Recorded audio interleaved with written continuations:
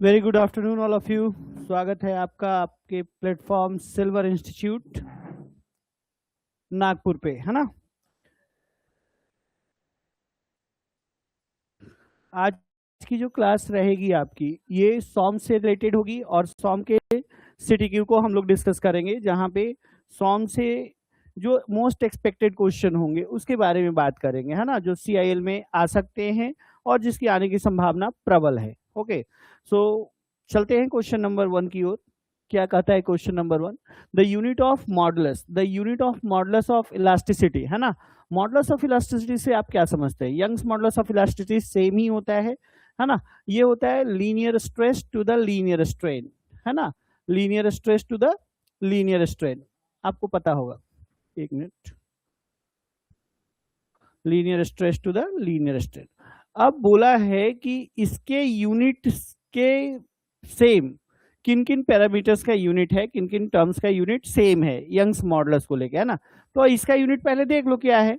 तो इसका यूनिट है, इसका यूनिट क्या होता है? स्ट्रेस का यूनिट क्या होता है? न्यूटन पर mm स्क्वायर। और स्ट्रेन का यूनिट क्या होता है? No unit. स्ट्रेन का तो कोई यूनिट होता नहीं है, change in length upon original length, है ना। तो यंग्स मॉडुलस ऑफ इलास्टिसिटी का जो यूनिट आप देख पा रहे हैं न्यूटन पर mm स्क्वायर, या फिर मेगा पास्कल, है ना, या फिर kilo newton per metre square. इस तरीके से आप इनका यूनिट देख सकते हैं। अब आपको पहचानना है कि किस ऑप्शन में जो टर्म्स हैं उसके यूनिट सेम होंगे यंग्स मॉडुलस ऑफ इलास्टिसिटी से, है ना। तो भाई स्ट्रेस का यूनिट क्या होता है? इंटरनल रेसिस्टेंस पर यूनिट एरिया। इंटरनल रेसिस्टेंस कहीं ना कहीं किलो न्यूटन में होगा और एरिया मीटर स्क्वायर में होगा। तो ये तो सही है, ये तो सही है। लेकिन क्या strain in change in length per unit length, metre metre cancel, mm cancel, इसका कोई यूनिट नहीं होता है।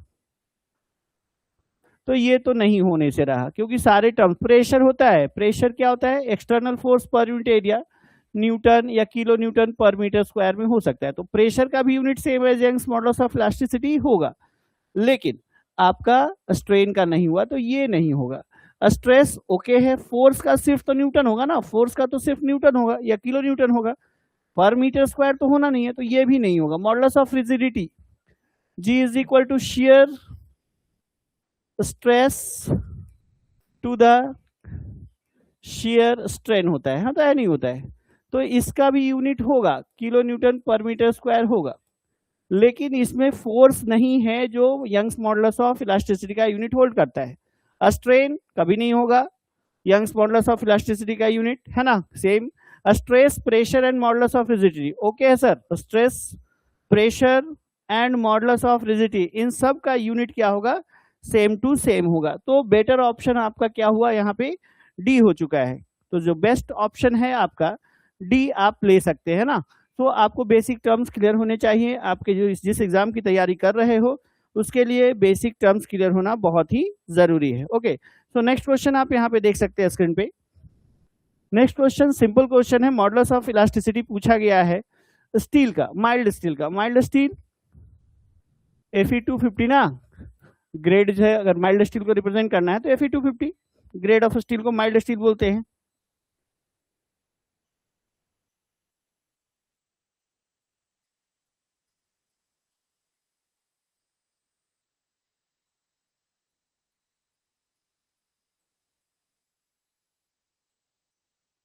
ठीक है, तो माइल्ड स्टील का मॉडुलस ऑफ इलास्टिसिटी क्या होता है? तो आपको पता है, ये जनरल, ये मटेरियल प्रॉपर्टी है, 2 × 10⁵ न्यूटन पर एम स्क्वायर होता है। लेकिन यहाँ पे कोई ऐसा वैल्यू नहीं है बाबा, यहाँ पे किलो न्यूटन है, तो इस न्यूटन को किलो न्यूटन में बदलो ना, 2 ×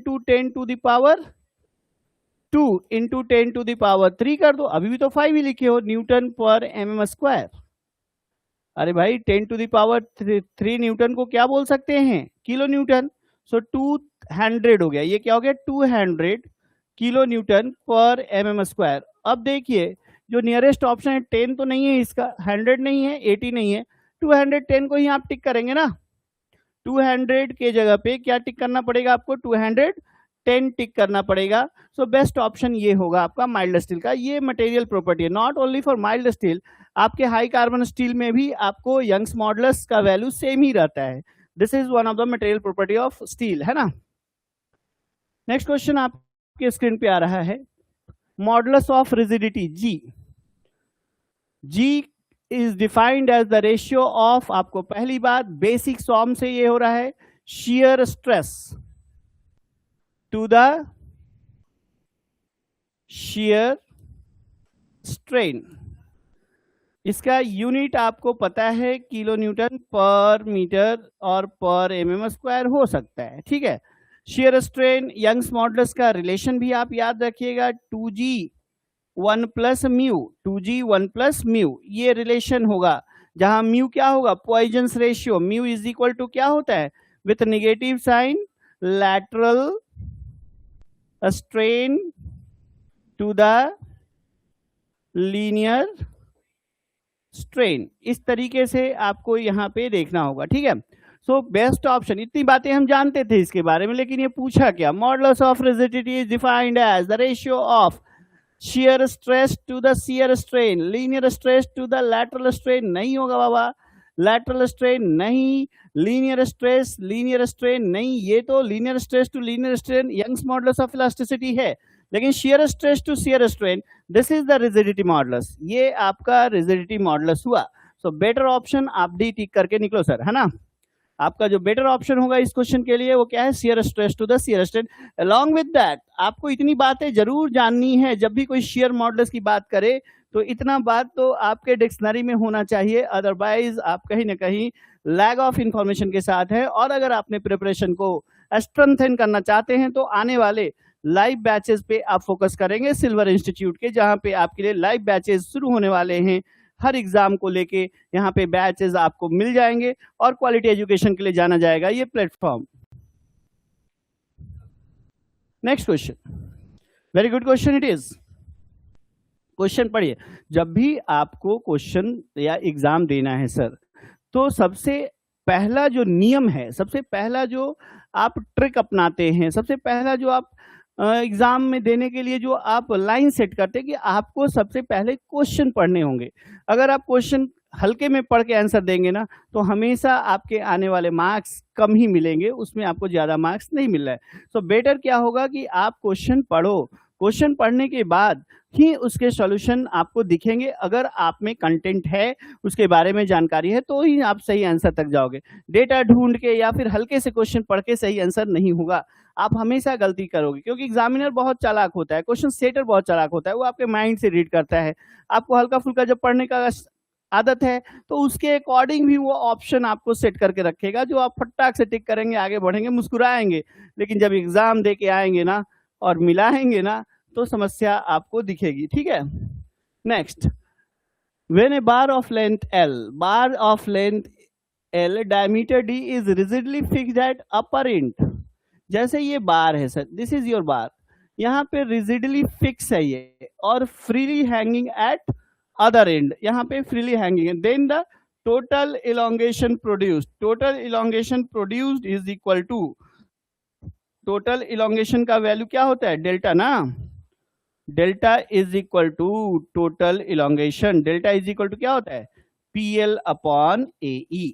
P इज द लोड, कितना लोड, तो आप यहाँ पे कितना लोड एक्सपेक्ट करते हैं। अगर self weight load, own wait, self weight की बात की जाए तो अपना ओन वेट यहाँ पे जब हम कोई सेक्शन लेंगे तो इसके नीचे कोई मटेरियल ही नहीं है, तो कोई लोड नहीं है, तो फ्री एंड पे W का वैल्यू क्या हो गया, 0। और फिक्स एंड पे आप जब यहाँ से लोड कर लीजिएगा तो सारे मॉलिक्यूल्स डाउनवर्ड डायरेक्शन में क्या कर रहे होंगे, आपको वेट यहाँ पे बना रहे होंगे। तो यहाँ पे फिक्स एंड पे टोटल लेंथ यहाँ पे क्या कर रहा होगा, वेट प्रोड्यूस कर रहा होगा, जिसका वैल्यू क्या होगा, W होगा। तो एवरेज वेट क्या होगा, एवरेज अगर यहाँ पे लेंगे, एवरेज लोड, एवरेज जो लोड होगा तो टॉप पे W, बॉटम में 0, तो W प्लस 0, टोटल लेंथ में तो यही है, यहां से अगर मेजर करें तो W, यहां से मेजर करें तो 0, तो पूरे लेंथ में क्या होगा, W plus 0/2, this is W, total weight तो W है। अब W को यूनिट वेट के टर्म में अगर लिखेंगे तो गामा गामा ए एल लिखते हैं कि नहीं लिखते हैं? यूनिट वेट इंटू वॉल्यूम किया, unit weight into volume is equal to weight by 2, यही है ना? So this is your load. ये जो पी का वैल्यू है ना आपको यहाँ पे जो लग रहा है सेल्फ वेट के लिए, वो गामा ए एल अपॉन 2 है। सो इस फॉर्मूले में पी का वैल्यू क्या पुट करेगा? Gamma A L by 2। This is the value of P only, into क्या था? एल था, इनटू क्या था नीचे? ए ई था कि नहीं था? अब एरिया एरिया कैंसिल ना, एरिया एरिया क्या हो गया? कैंसिल। अब ये वैल्यू क्या बनता है? Gamma L square upon 2e। क्या बचा? ये जो W है ये गामा ही है, सेल्फ यूनिट वेट है। क्या है? ये जो छोटा W है आपके ऑप्शन में वो गामा ही है, यूनिट वेट है। तो क्या ऑप्शन होगा? W L square upon 2e, छोटा W यहाँ पे गामा है, तो gamma L square upon 2e, B will be the correct option ना। सो देखिए, इस टाइप के क्वेश्चन को बनाने के लिए सॉम का बेसिक नॉलेज आपको चाहिए ही चाहिए। अगर आपके पास सॉम का बेसिक नॉलेज नहीं है तो समस्या होगी। अगर आपको सॉम का बेसिक नॉलेज नहीं है तो समस्या तो होनी है। सो इस टाइप के क्वेश्चन को सॉल्व करने के लिए आपको हमारे रेगुलर बैचेस को क्या करना पड़ेगा? जो अपकमिंग है सिल्वर इंस्टीट्यूट में, उसको ज्वाइन करना पड़ेगा। अदरवाइज आपके प्रिपरेशन की पूरी कहानी नहीं लिखी जा सकती है। ओके, सो नेक्स्ट क्वेश्चन की ओर आएंगे। ये क्वेश्चन होप की क्लियर हो गया होगा आपको पूछा था इलॉन्गेशन पी एल अपॉन ए, पी का वैल्यू इसके सेल्फ वेट के लिए जो है वो आ चुका है गामा एल अपॉन 2, क्योंकि बॉटम में 0 है, यहाँ पे W का लोड है, तो W बाई 2 का आपको लोडिंग है। W को हमने रिप्रेजेंट किया गामा L के साथ और बाई 2 लिया, तो this is the load acting over the bar due to its sole self weight, है ना, एवरेज, है ना। अब यहाँ पे P के जगह पे गामा L अपॉन 2 ये वाला पुट कर दिया, यहाँ से L पुट किया, AE है, और इसको ऑन सॉल्विंग हमको गामा L स्क्वायर बाई 2 ही हो गया। आंसर हमने B टिक कर दिया। सो सिंपल, इससे तो सिंपल हो ही नहीं सकता था कुछ। नेक्स्ट क्वेश्चन की ओर आते हैं। क्वेश्चन पढ़िए जा। Maximum stress produce in A bar of tapering section. Tapered section, इस तरीके से मान लेते हैं कि आपका कोई सेक्शन है, this is your tapered section, है ना, जिसपे इस तरीके से लोड लग रहा है P एंड P। यहाँ पे इस लोड के कारण इसके हर सेक्शन में कहीं ना कहीं स्ट्रेस आ रहा होगा। सो यहाँ पे एरिया मान लेते हैं A है, यहाँ पे एरिया क्या है? ए एरिया है, और यहाँ पे स्मॉल एरिया है। आप देख रहे हैं छोटा एरिया है। मिडिल में एरिया क्या है? इसकी तुलना में कम है और इसकी तुलना में क्या होगा? ज्यादा। तो ये टेपर्ड सेक्शन इस तरीके से बोल सकते हैं। अब आप जानते हैं कि आपको मैक्सिमम स्ट्रेस, तो स्ट्रेस इज इक्वल टू होता क्या है? P upon load upon area, internal resistance पर यूनिट एरिया, है ना, तो पी अपॉन एरिया। अब एरिया जितना ही छोटा होगा स्ट्रेस क्या होगा? उतना ही बड़ा होगा। अब इस टेपर्ड सेक्शन में कहां पे एरिया सबसे छोटा है? जहां पे एरिया सबसे छोटा होगा सर, वही ना स्ट्रेस सबसे ज्यादा होगा। तो आप तो समझदार हो, एरिया यहाँ पे आपको ज्यादा दिख रहा होगा, इससे कम थोड़ा यहाँ दिख रहा होगा, फिर सबसे कम तो एंड पे ही दिख रहा होगा, स्मॉलर एंड पे। This is smaller and, this is larger and. तो लार्जर एंड पे एरिया मोर है और स्मॉलर एंड पे एरिया क्या है? लीस्ट है। तो लीस्ट एरिया जहां होगा वहीं पे ना मैक्सिमम स्ट्रेस प्रोड्यूस होगा। यस और नो? यस। तो सही बोल रहे हैं आप। तो आपको यहाँ पे देखना होगा कि मैक्सिमम स्ट्रेस कहाँ पे? लार्जर एंड पे, मिडिल पे, कहीं भी, या फिर स्मॉलर एंड पे। आपको यहाँ पे लिंक मिल चुका है कि एरिया जितना ही ज्यादा कम होगा स्ट्रेस उतना ही ज्यादा होगा।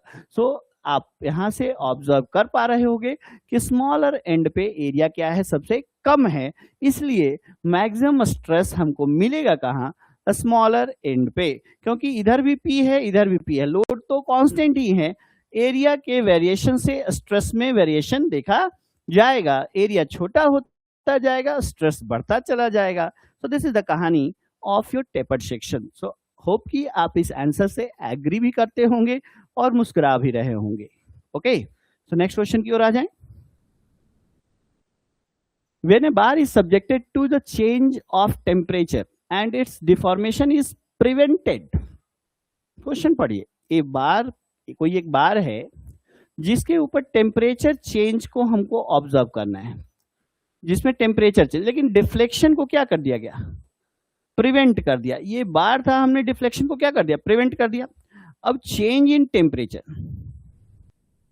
चेंज इन टेम्परेचर है, चेंज इन टेम्परेचर का मतलब टेम्परेचर बढ़ भी सकता है, टेम्परेचर घट भी सकता है। अब जब टेम्परेचर बढ़ेगा तो ये इलोंगेट होने का कोशिश करेगा, इसके एलोंगेशन को प्रिवेंट करेगा ये कि नहीं तुम आगे नहीं जा सकते हो, हम तुमको रोक के रखा है। तो यहाँ पे कंप्रेसिव, तो टेम्परेचर चेंज हो रहा है तो फोर्स कैसा होगा, कंप्रेसिव। कब, कैसा चेंज, जब टेम्परेचर इंक्रीज हो रहा है, और जब टेम्परेचर डिक्रीज होगा तो ये बार जो है कॉन्ट्रैक्शन होगा।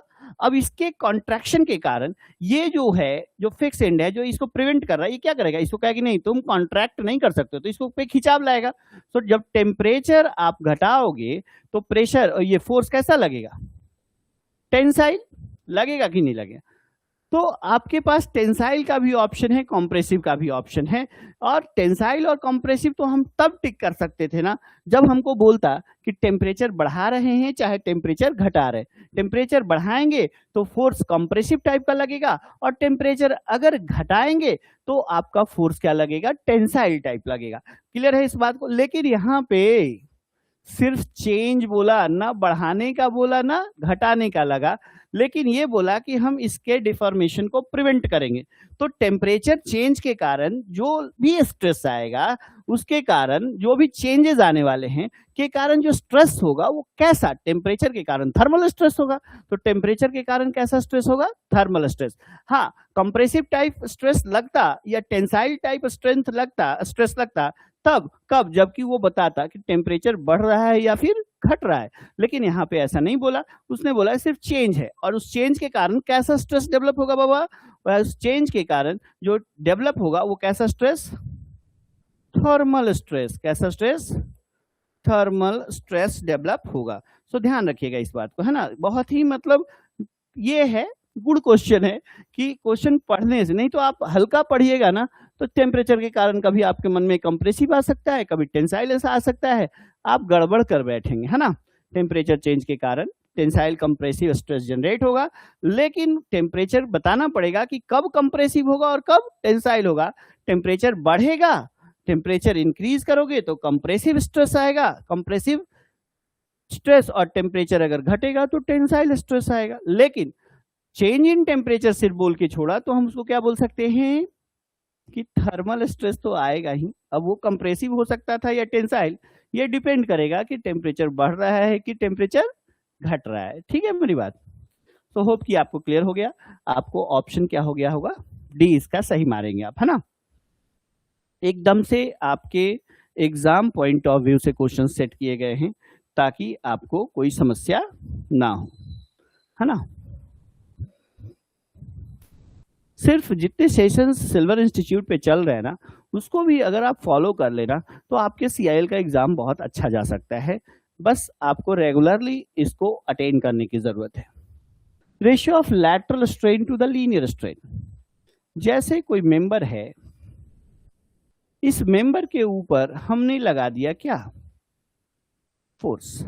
अब इस फोर्स के कारण ये मेंबर क्या होगा, इलोंगेट होना चाहेगा, या फिर हम एक ही एंड से देखते हैं, क्या देखते हैं, एक ही एंड से देखेंगे तो आपको ज्यादा अच्छा दिखेगा। मान लेते हैं कि फोर्स लगा तो ये इलोंगेट हुआ। तो अगर ये ओरिजिनल लेंथ L है तो इस डायरेक्शन में ये चेंज इन लेंथ है, डेल्टा L है, नहीं है। तो अगर हम लीनियर स्ट्रेन लिखे, लीनियर स्ट्रेन लिखे तो वो क्या होगा, change in length by original length, लिख सकते हैं ऐसा। लेकिन ऑन अदर हैंड जब ये इलोंगेट किया है तो इस डायरेक्शन में अगर पहले डाया क्या था, अगर पहले डाया D था तो इलोंगेशन के बाद इसके डाया में क्या आया है, चेंज आया है, चेंज इन डाया। ये क्या हुआ है, चेंज इन डाया आया है। तो change in dia to the original dia is lateral strain. इसका ये तो लॉन्गिट्यूडनल डायरेक्शन हुआ, तो ये डायरेक्शन क्या हो गया, तो एक डायरेक्शन में अगर इलोंगेशन पॉजिटिव आ रहा है तो दूसरे डायरेक्शन में यहाँ पे क्या दिख रहा है, एक्सपेंशन है, तो दूसरे डायरेक्शन में कॉन्ट्रैक्शन है। तो ये लैटरल स्ट्रेन क्या हुआ आपका, change in dia to the original dia, change in dia to the original dia. लेकिन आप देख रहे होंगे सर कि अगर ये एक्सपेंशन है तो ये क्या है, कॉन्ट्रैक्शन है। तो यहाँ पे पॉइजन्स रेशियो जब हम लेते हैं तो बोलते हैं lateral strain, lateral strain to the linear strain. अब इसके साथ निगेटिव साइन लगा दिया जाता है। क्यों लगा दिया जाता है, क्योंकि अगर हम इसको एक्सपेंशन को पॉजिटिव मान रहे हैं तो इस कॉन्ट्रैक्शन को निगेटिव लेना पड़ेगा कि नहीं लेना पड़ेगा। तो माइनस साइन सिर्फ नेचर बताता है कि एक डायरेक्शन में क्या हो रहा है, कॉन्ट्रैक्शन, तो दूसरे डायरेक्शन में क्या आ रहा होगा, अगर एक डायरेक्शन में एक्सपेंशन आ रहा है तो दूसरे डायरेक्शन में कॉन्ट्रैक्शन आया हो, इसके लिए नेगेटिव साइन। अब पॉइजन्स रेशियो का जो वैल्यू होता है इंजीनियरिंग मटेरियल के ना, वो 0 से लेके 0.5 के बीच में होता है। So Poisson's ratio is the ratio is between lateral strain to the linear strain, याद रखिएगा। तो यहाँ पे क्वेश्चन क्या पूछा, ratio of lateral strain to the linear strain is called, क्या मॉडुलस ऑफ इलास्टिसिटी होता है, E is equal to sigma upon strain होता है, linear stress to the linear strain. ये rigidity G is equal to होता है क्या sir, याद रहेगा आपको, shear stress, shear stress to the shear strain. और bulk modulus K is equal to होता है normal stress to the volumetric strain. ठीक है, तो क्या, और Poisson's ratio lateral strain to the linear strain. बोल सकते कि नहीं बोल सकते। अब बताओ, आपसे पूछा क्या, ratio of lateral strain to the linear strain, तो क्या वो मॉडुलस ऑफ इलास्टिसिटी होगा, क्या वो मॉडुलस ऑफ रिजिडिटी होगा, क्या वो बल्क मॉडुलस होगा, या पॉइजन्स रेशियो होगा। Obviously it will be Poisson's ratio, है ना। सो बेस्ट ऑप्शन आपका हुआ पॉइजन्स रेशियो। हुआ नहीं हुआ। नेक्स्ट क्वेश्चन आप आइए बनाइए। होप कि आपको ये डिस्कशन काफी अच्छा लग रहा होगा।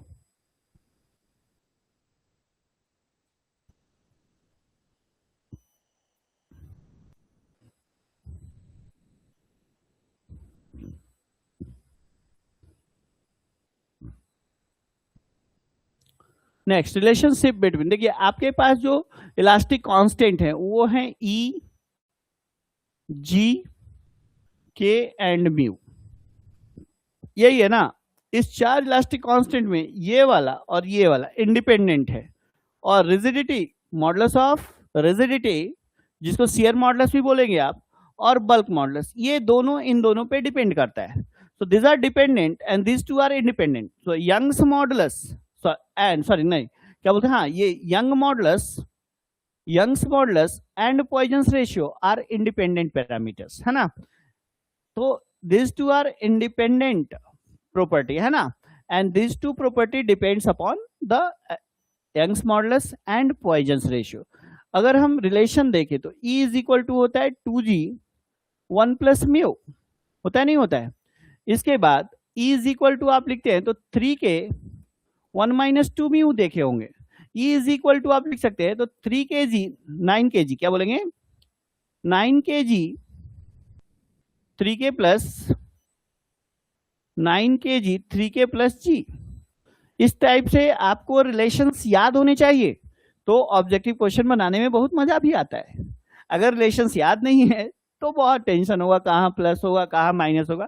तो इन सारी चीजों को आप रेगुलर बैच में क्या करते हैं, प्रूफ भी करते हैं। प्रूफ करने के बाद इनको आप बार बार मगअप भी करते हैं, क्योंकि सिविल इंजीनियरिंग में चीजें समझनी भी होती हैं और चीजों को याद करके एग्जाम तक लेके जाना भी होता है। ये बहुत बड़ा काम है ना। हमको रियल टाइम में एल्गोरिदम लिखने के लिए नहीं मिलेगा सिविल इंजीनियरिंग में, हमको चीजों को समझा हुआ होना चाहिए, फील किया हुआ होना चाहिए, एज वेल एज उतना सारा चीज याद भी होना चाहिए, ताकि एग्जाम में हम विद इन नो टाइम हम आंसर को टेक कर सके। ये कोई बहुत ज्ञान का टेस्ट नहीं देने वाले हैं कि आपको बहुत ज्ञानी होना है, ये बस टाइम मतलब स्पीड एंड एक्यूरेसी का टेस्ट देते हैं कि कितने कम समय में कितने ज्यादा से ज्यादा क्वेश्चंस आप सही कर पाते हो। ये इसका खेल है बाबा, है ना। सो आपको उस तरीके से तैयार होने की जरूरत है। सो बेस्ट ऑप्शन क्या होगा यहाँ पे, बताओ जरा। Relation between Young's modulus, shear modulus and bulk modulus, इसके बीच में क्या रहेगा आपका?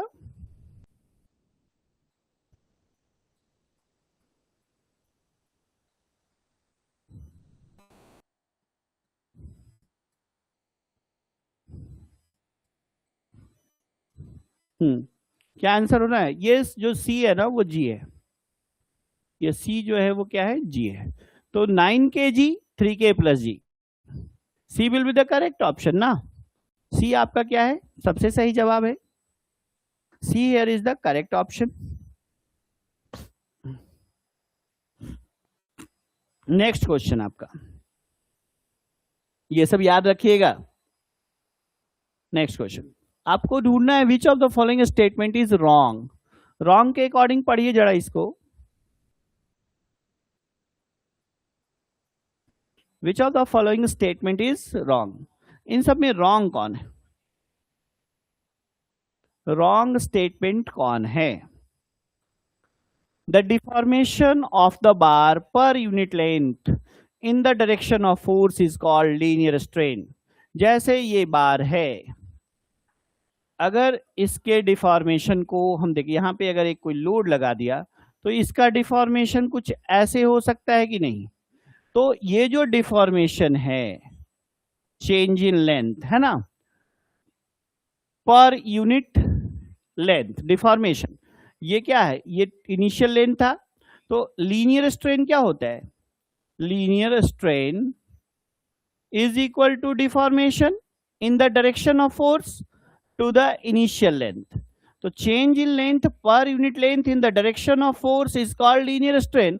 स्टेटमेंट सही है लेकिन आंसर सही नहीं है, क्योंकि हमको रॉन्ग ढूंढना है। हमको क्या ढूंढना है? रॉन्ग ढूंढना है ना। The Poisson's ratio of, Poisson's ratio is the ratio for lateral strain to the linear strain. अभी अभी पढ़े थे हम Poisson's ratio, lateral to linear strain. Statement सही है, आंसर सही नहीं है, क्योंकि हम रॉन्ग को आज सही बोलेंगे, है ना। The ratio of change in volume to the original volume is called volumetric strain. Volumetric strain is equal to change in volume to the original volume. सही बात बोला है, volumetric strain is equal to change in volume to the original volume. C correct statement है, but answer सही नहीं है, हम wrong ढूंढ रहे हैं। Bulk modulus K is equal to normal strain to the volumetric, normal stress to the volumetric strain. Bulk modulus क्या होता है? Normal stress to the volumetric strain. क्या ऐसा बोला है? Bulk modulus ratio volumetric stress. अरे बाबा ऐसा कोई वर्ड नहीं है, वॉल्यूमेट्रिक स्ट्रेस नहीं। अगर आपको वॉल्यूमेट्रिक चेंज होना है तो नॉर्मल स्ट्रेस लगना है। अगर वॉल्यूमेट्रिक चेंज ऑब्जर्व करना है तो आपको नॉर्मल स्ट्रेस ही चाहिए, वॉल्यूमेट्रिक स्ट्रेस नहीं चलेगा। तो ये आपका स्टेटमेंट क्या है? गलत है। और जो गलत है वही हमारा आज इस आंसर का सही जवाब होगा, क्योंकि आंसर ही बोला था कि रॉन्ग स्टेटमेंट चूज करिए। So this statement is wrong. Actually bulk modulus is normal stress to the volumetric strain. Clear है मेरी बात? Next question,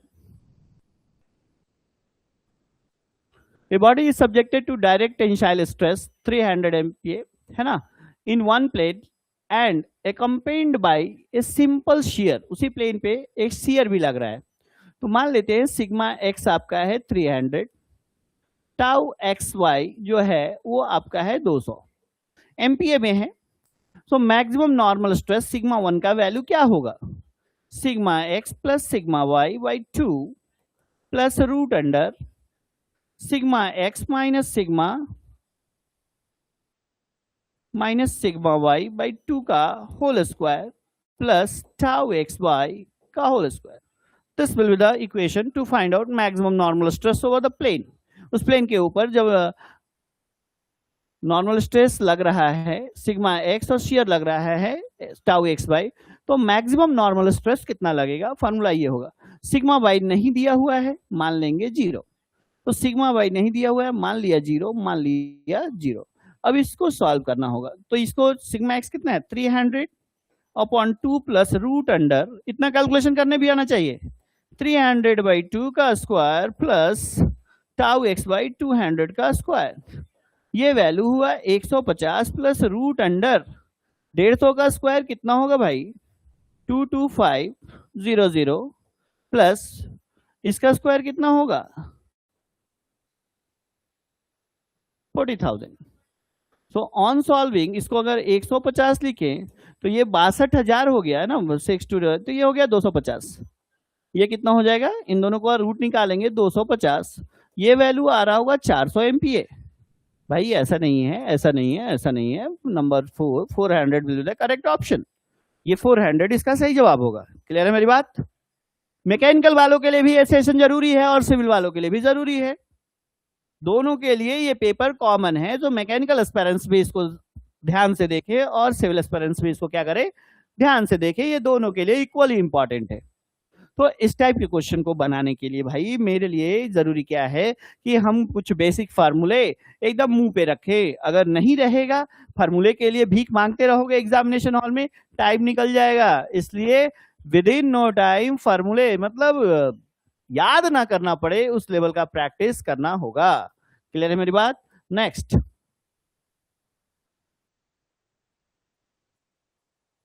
a body is subjected to two normal stresses,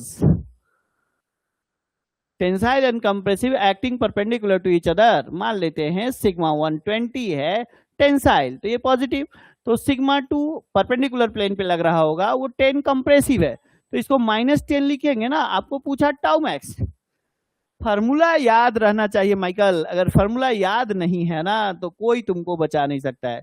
sigma 1 minus sigma 2/2, this is the maximum shear stress value, maximum shear stress value.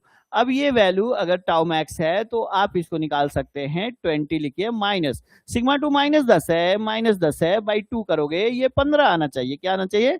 15। तो 15 kilo newton per metre square answer होना चाहिए। होना चाहिए, नहीं होना चाहिए?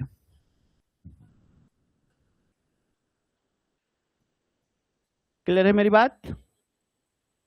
होप कि मेरी बातें आपको भली भांति समझ में आ रही होंगी, ऐसा ना? नेक्स्ट क्वेश्चन, नेक्स्ट क्वेश्चन है आपके स्क्रीन पे नंबर 12। अगला क्वेश्चन जो है 12वां number question, a beam fixed at both end, let this be your beam.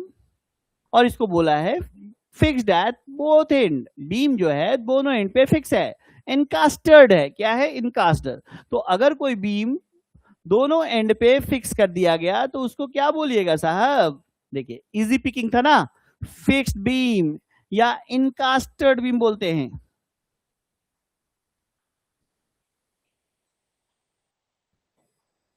इनकास्टर्ड beam भी बोल सकते हैं, फिक्स्ड बीम बोलो या इनकास्टर्ड बीम बोलो। जो बीम दोनों एंड पे फिक्स हो उसको फिक्स्ड बीम बोलेंगे। सो सिंपली सपोर्टेड तो नहीं बोलेंगे ना, सिंपली सपोर्टेड तो कुछ इस तरीके का होता है, एक हिंज एक रोलर, इस तरीके से भी सिंपली सपोर्टेड हम दिखाते हैं। कंटिन्यूअस बीम जिसमें स्पैन मोर देन 1 है, इस तरीके से आपका कंटिन्यूअस बीम है। ठीक है, कैंटिलीवर आप ऐसा देखोगे, fixed one and free other and, ये कैंटिलीवर है, तो क्या बोलेंगे इसको? फिक्स्ड ही तो बोलेंगे, है ना? सो एग्जाम में सर एक बात और ध्यान रखिएगा, ऐसा नहीं कि जब आप एग्जाम दे रहे हो शुरू में ही 5-6 क्वेश्चन आपको टफ दिख रहे हैं, डिफिकल्ट दिख रहे हैं, तो सॉरी, नर्वस मत होइएगा। आपको बहुत सारे क्वेश्चंस आपके फेवर में आने वाले हैं, इंतजार करना है, पूरा क्वेश्चन पढ़ना होगा। जैसे 200 क्वेश्चन का एग्जाम है तो 200 क्वेश्चन पूरा पढ़ के जाना होगा, पढ़ के आना होगा, तो आपके ओवरऑल मार्क्स जरूर इंप्रूव होंगे। और अगर शुरू में ही पैनिक हो जाइएगा, 2-4 अच्छे क्वेश्चन अगर आपको मिल गए, डिफिकल्ट क्वेश्चन मिल गए, और वहां पे नर्वस होइए कि हमसे तो 5 लगातार बन ही नहीं रहा है, तो वो भाई एग्जामिनेशन का पैटर्न है, वो उसमें आपको फंसाया जा सकता है। आप टारगेट को नहीं बना 5, हो सकता है कि अगला 50 बनेगा। तो आप पूरा क्वेश्चन पेपर कवर करने का कोशिश करोगे। ठीक है, नेक्स्ट क्वेश्चन की ओर आ जाएं। The shear force of a cantilever beam, let this be your cantilever beam carrying UDL W per meter, W पर मीटर रन है ये, जिसका लेंथ दिया हुआ है L। अब इसका शियर फोर्स डायग्राम आप बनाते होगे, यहाँ पे कितना फोर्स है? अरे भाई यहाँ पे तो लेंथ ही 0 है, तो फोर्स भी क्या होगा, 0 होगा। अब जैसे जैसे ये अंदर जाते जाएंगे x का वैल्यू बढ़ते बढ़ते यहाँ पे l हो गया, तो w इंटू एक्स का फोर्स यहाँ लगेगा कि नहीं लगेगा। तो x के जगह पे यहाँ पे क्या हो गया l, तो w इंटू एल, 0 से आना है l, तो ये आपका हो गया शेयर फोर्स डायग्राम। ये क्या हो गया आपका। अब आपसे पूछा है कि carrying UDL load of w पर यूनिट लेंथ इज कितना एट द फ्री एंड। आप हमेशा दिमाग में रहता है कि WL, तो अरे WL फोर्स लगता है, this is shear force at fixed end ना, shear force at fixed end is WL। लेकिन अगर कोई पूछे कि shear force at free end कितना, तो shear force at free end is equal to 0 साहब, shear force at free end is equal to 0। So आपका जो आंसर यहाँ पे देना है, क्या फ्री एंड पे देना है या फिक्स एंड पे देना है। तो आपको पूरा भली भांति पता है कि हमको यहाँ पे जो क्वेश्चन देना है वो फिक्स एंड पे, क्वेश्चन का आंसर कहाँ पूछा है, फ्री एंड पे पूछा है। फ्री एंड पे आपका शियर फोर्स कितना होगा, फ्री एंड पे शियर फोर्स 0 है, मार दो 0, कभी मत पढ़ना इसके चक्कर में। अगर ये पूछता कि फिक्स एंड पे कितना है, तब WL पुट करते ना। तो ये ध्यान रखिएगा, इस टाइप से आपको जानते हुए भी क्वेश्चन गलत कराए जा सकते हैं, उसके लिए आपको परेशान होने की जरूरत नहीं है। नेक्स्ट क्वेश्चन अगर आपके स्क्रीन पे हम देखें तो वो क्वेश्चन नंबर 14 होगा, उसका जवाब आप लोग देंगे, है ना।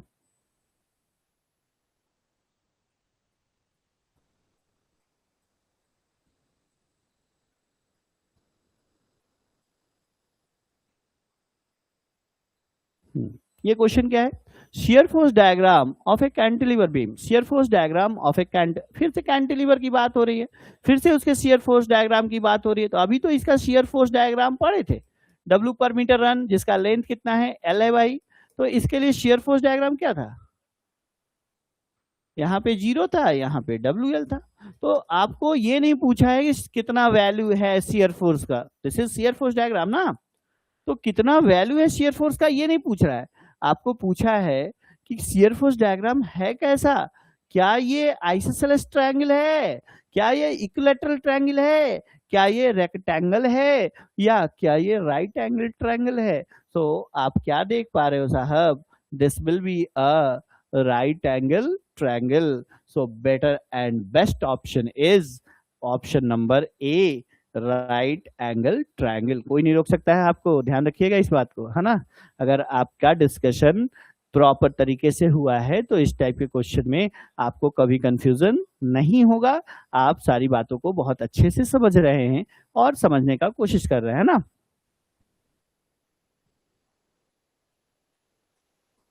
Next question, the maximum bending moment of A simply supported beam. Simply supported beam बोला है भाई, हिंज और roller. Late this be a line diagram of a simply supported beam.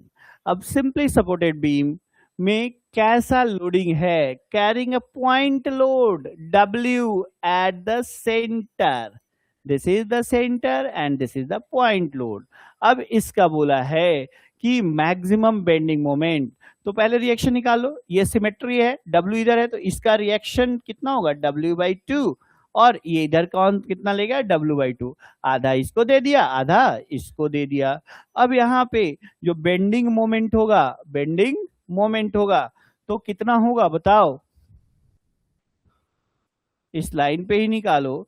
तो सिंपली सपोर्टेड एंड पे जो बेंडिंग मोमेंट होगा वो क्या होगा, सपोर्ट के पास 0, और लेबर आर्म इसका सबसे ज्यादा यहीं पे L/2 है, इधर से यहां से, और यहां से डिस्टेंस कितना है L/2 है। तो W इंटू L/2 का मोमेंट इधर बनाएगा या फिर इधर बनाएगा, इस तरीके से, है ना। अगर इस साइड का लेंगे तो W/2 इंटू L/2 कितना बना, W/2 का फोर्स लीवर आर्म कितना है L/2, तो ये हो गया WL/4। अगर इधर से इतना आया तो इधर से भी तो उतना आएगा। तो मैक्सिमम बेंडिंग मोमेंट हमको इस सेंटर पे लोड लाइन के नीचे ही मिलेगा, और उसका वैल्यू जो होगा WL/4। This is your BMD for this loading. इस लोडिंग का बेंडिंग मोमेंट डायग्राम आपका क्या है, यही है। और इस टाइप से ये पॉजिटिव बेंडिंग मोमेंट डायग्राम होगा, क्योंकि ये इसका जो इलास्टिक लाइन है वो ऐसे है और इस तरीके से आप देख रहे होंगे कि this is a smiling curve. So smiling बोले तो सैगिंग, अगर वो हॉगिंग होता तो क्राइंग फेज में आता है, अगर इलास्टिक कर्व तो उसको क्या बोलते हैं, हॉगिंग। तो ये बेंडिंग मोमेंट डायग्राम क्या होगा, positive. This is your elastic curve, है ना। तो नॉट ओनली हमने इस क्वेश्चन को सॉल्व करना है, इस क्वेश्चन के थ्रू और भी क्या क्या बातें हो सकती है उसको भी आपके सामने मैं क्या कर रहा हूं, प्रस्तुत कर रहा हूं कि आप अपने प्रिपरेशन को इस एंगल से रखिएगा, है ना।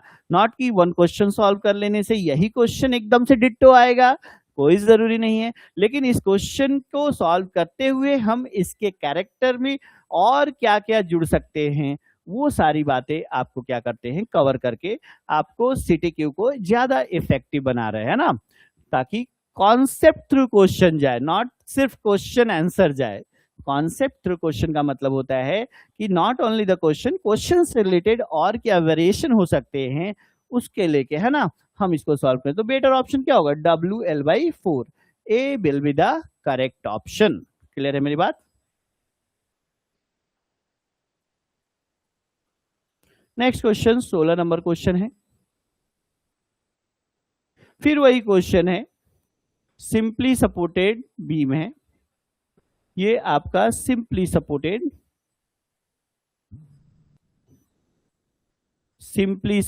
बीम है।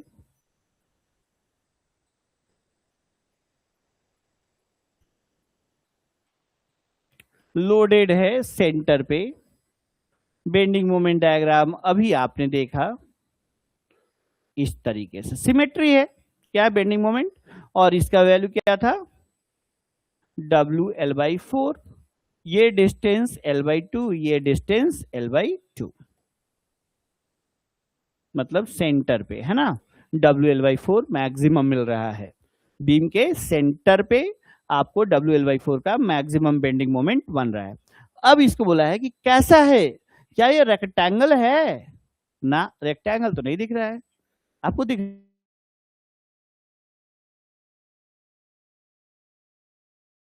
बराबर है नहीं ना, आइसोसेलेस है, इस साइड और इस साइड सिमेट्री है, तो ये और ये और ये सेम ही तो है।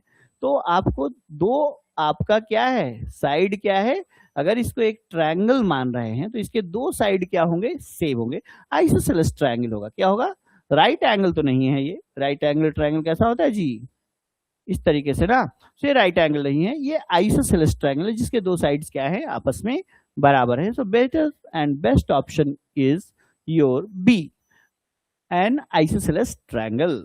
क्लियर है मेरी बात। तो इस पेज में आपको ये भी पूछा जा सकता है या फिर ट्रायंगल का शेप से ही पूछा कि BMD, this is your BMD ना, बेंडिंग मोमेंट डायग्राम, उसका शेप कैसा होगा। तो this is isosceles triangle shape, है ना। नेक्स्ट क्वेश्चन आपके स्क्रीन पे आ जाता जा रहा है, shear force at the end of simply supported beam carrying UDL, ये आपका सिंपली सपोर्टेड बीम है। This is your simply supported beam, जिसके ऊपर आपने क्या लगाया हुआ है, यूडीएल दे दिया, जिसके ऊपर आपने क्या दिया हुआ है, यूडीएल दिया है। यूडीएल का इंटेंसिटी क्या है, W पर मीटर। अब इसका टोटल लोडिंग W इंटू, अगर ये डिस्टेंस L है साहब, तो इस पे टोटल लोडिंग क्या है, WL है।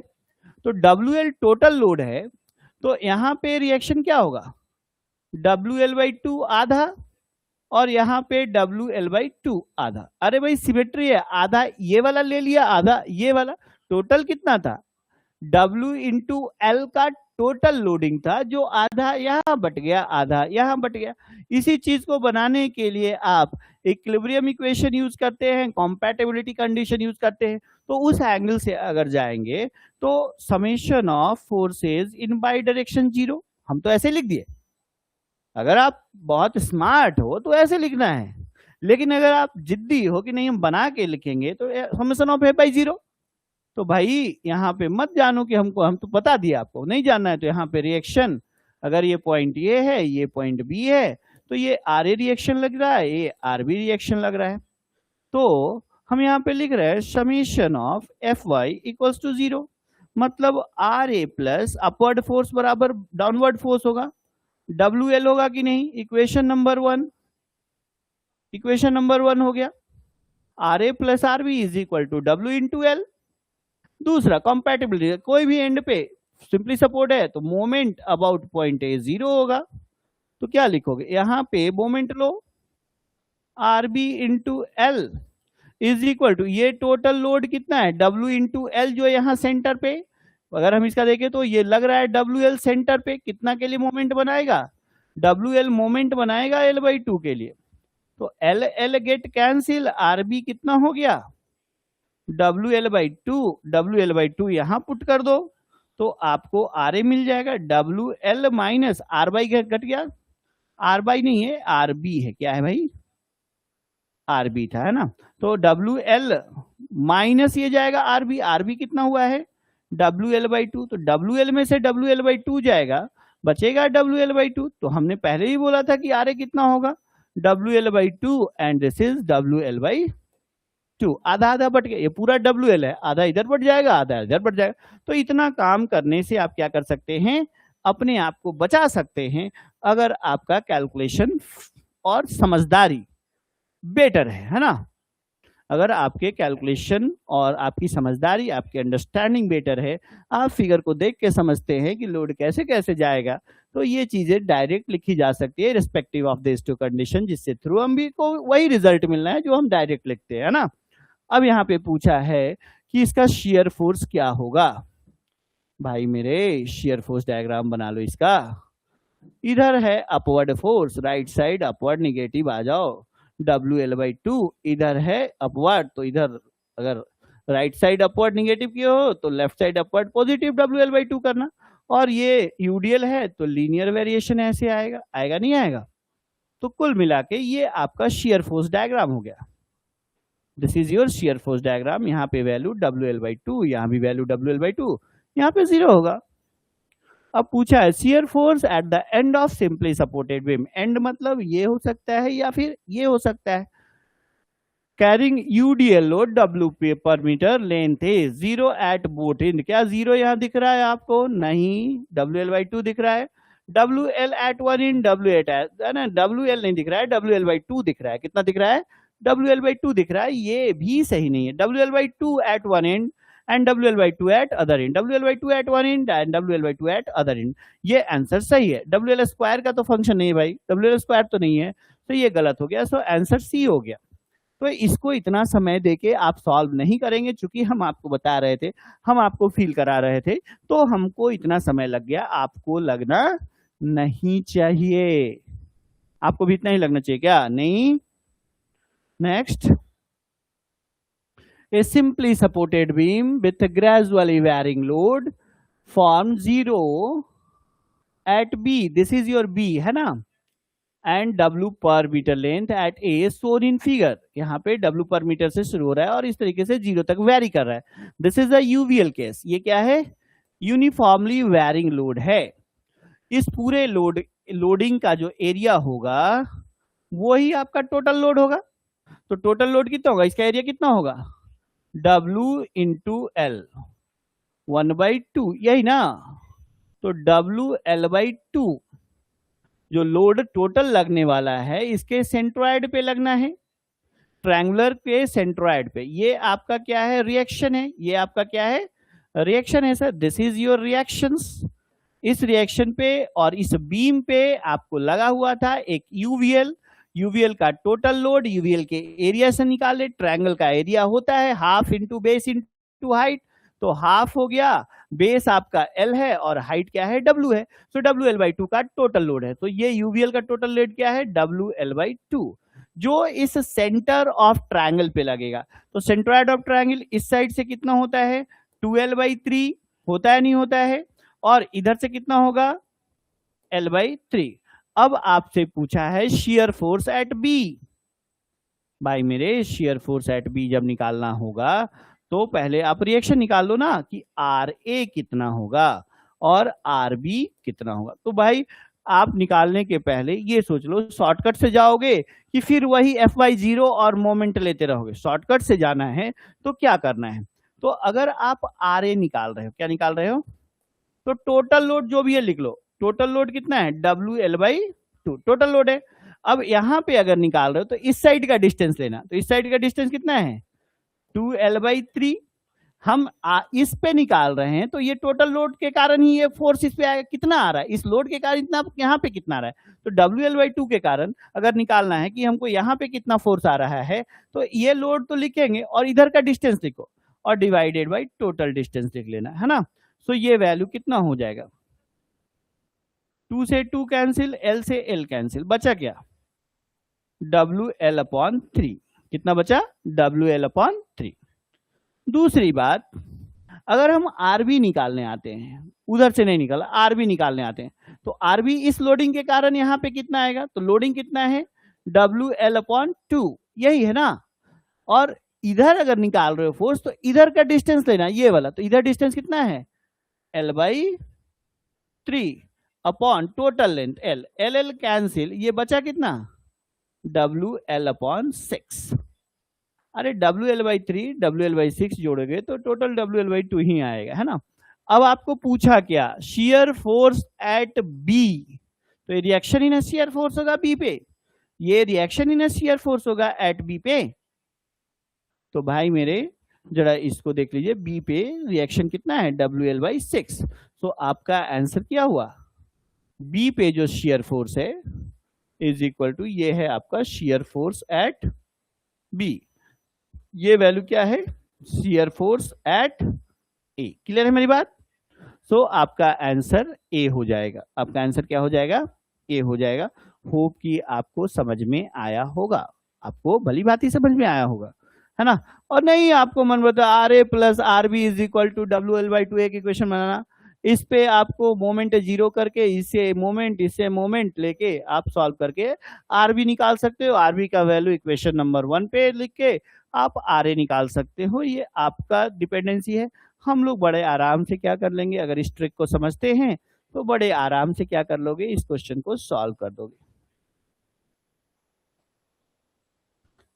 बड़े आराम से। क्वेश्चन नंबर 19 सेम फिगर है, ए पे पूछा है, तो ए पे तो पहले निकाल लिए थे।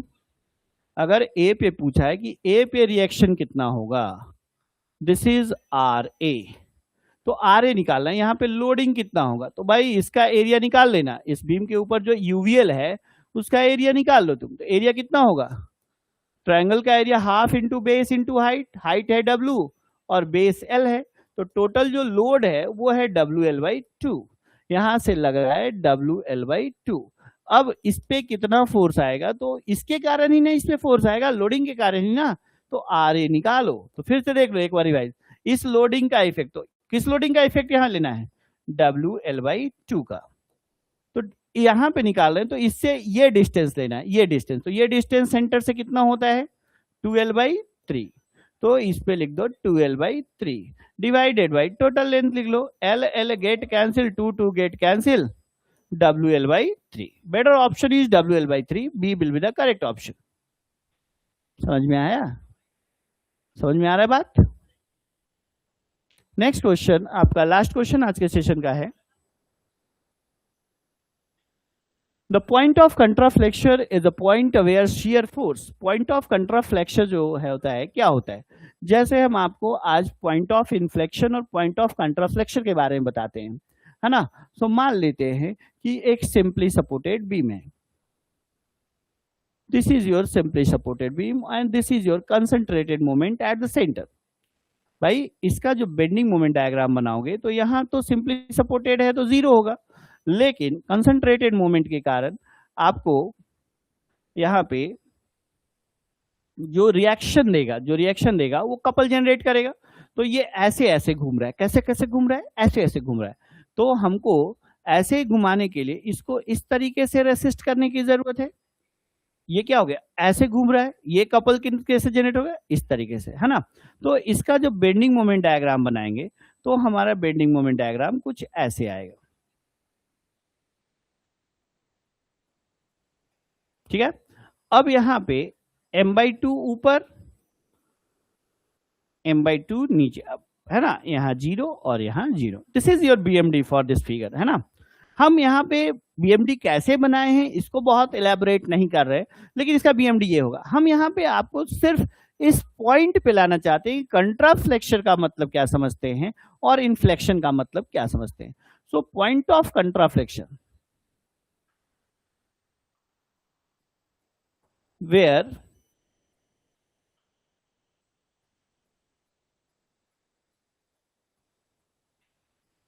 point where bending moment changes its sign and point of inflection, जहां पे वो पॉइंट को बोलेंगे point where bending moment becomes